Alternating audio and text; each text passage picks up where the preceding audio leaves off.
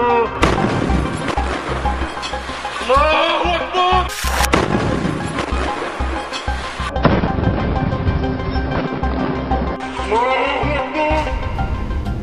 का गाजा शहर इजरायली सेना के लिए मौत का कब्रिस्तान बन गया है, जहां पर आईडीएफ की वापसी नामुमकिन सी नजर आ रही है।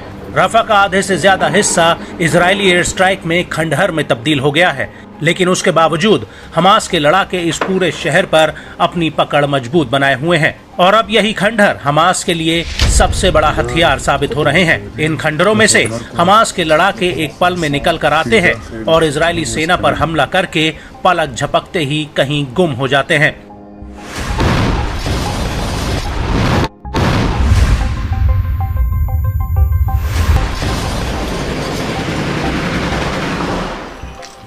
और अब इसी कड़ी में एक बार फिर से हमास की सैन्य शाखा अल कासिम ब्रिगेड ने आईडीएफ को दहला कर रख दिया है। दरअसल राफा के पश्चिमी इलाके में अल कासिम ब्रिगेड ने इजरायली सैनिकों पर एक बहुत बड़ा हमला किया है। इसके अलावा पूर्वी खान यूनिस में भी अल कासिम और इजरायली सैनिकों के बीच भीषण जंग चल रही है। इस इलाके में इजरायली सेना ने एक रक्षा घेरा बना लिया है, जिसे हमास के लड़ाके तोड़ना चाहते हैं, ताकि यहां से एक ऐसा रास्ता तैयार किया जाए जिससे यहां पर फंसे आम नागरिकों को बाहर निकाला जा सके।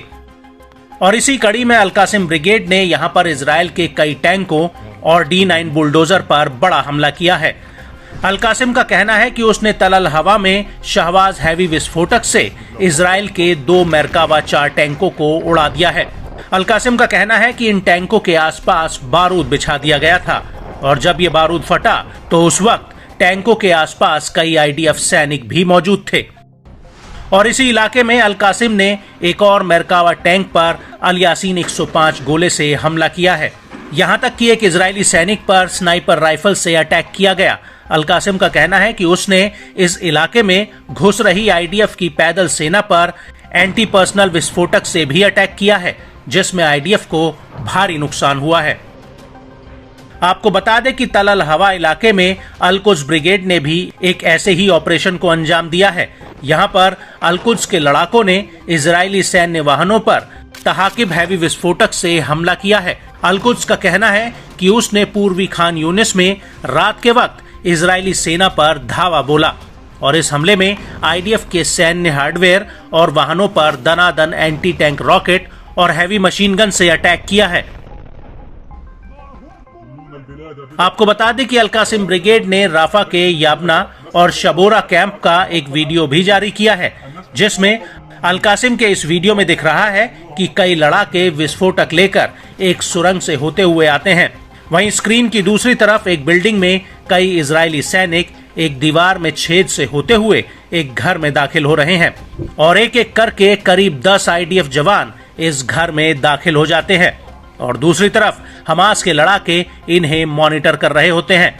और जैसे ही घर में 10 जवान इकट्ठा होते हैं, वैसे ही घर में रखे विस्फोटक को उड़ा दिया जाता है, जिसके बाद पूरी स्क्रीन ब्लैक हो जाती है।